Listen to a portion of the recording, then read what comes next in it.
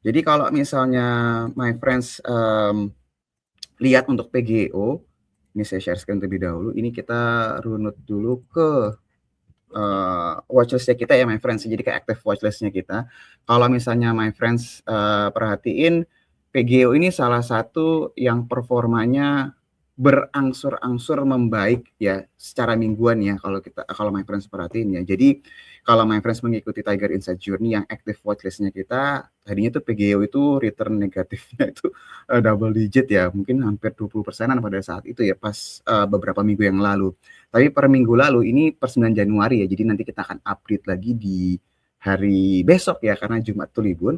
Nah, ini kalau misalnya my friends lihat per tanggal 9 Januari itu minusnya sudah mulai berkurang, dan kalau nggak dari pergerakan kemarin harusnya return negatif itu akan lebih berkurang lagi ya. Nah, kita expect bahwa PGO ini momentumnya sudah mulai kembali lagi ya my friends ya. Jadi nggak usah khawatir kalau ternyata misalnya sama di active watchlist selama belum keluar ya dia mengalami returnnya minus, itu selama narasinya on track, selama beberapa variabel lain itu semuanya on track, harusnya berangsur-angsur akan pulih ya my friends ya. Nah, ini kalau kita lihat dari yang minus di 9 Januari, seri yang 9 Januari, kita expect momentumnya akan terus membaik. Kenapa? Karena kalau misalnya my friends lihat ini di tanggal 20 Januari ini ada event yang cukup penting nih my friends buat si PGO.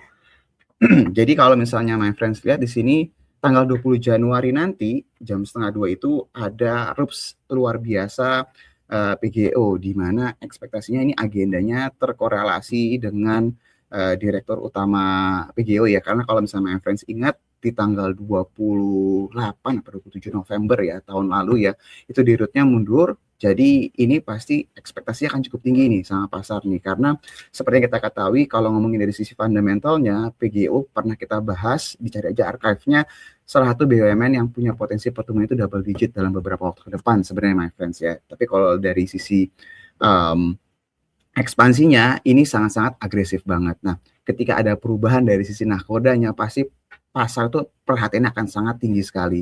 Ketika ketidakpastian ini sudah mulai dihilangkan dengan adanya nama baru nantinya, ini harusnya bisa memberikan sentimen yang positif buat si PGO. Jadi buat yang sudah bersabar, sudah menunggu, terus juga mengalami volatilitas yang luar biasa, sempat titik tertinggi 1800-an turun ke 1100-an, harusnya fase-fase yang terburuknya sudah terlewati ya my friends ya, dan ekspektasinya setelah kita nanti tahu nama yang akan menjadi direktur utama nanti di PGO, ini harusnya bisa memberikan katalis yang positif buat si PGO. Jadi itu kurang lebih update untuk PGO. Jadi perhatikan baik-baik di tanggal 20 Januari nanti ya yang punya saham PGO.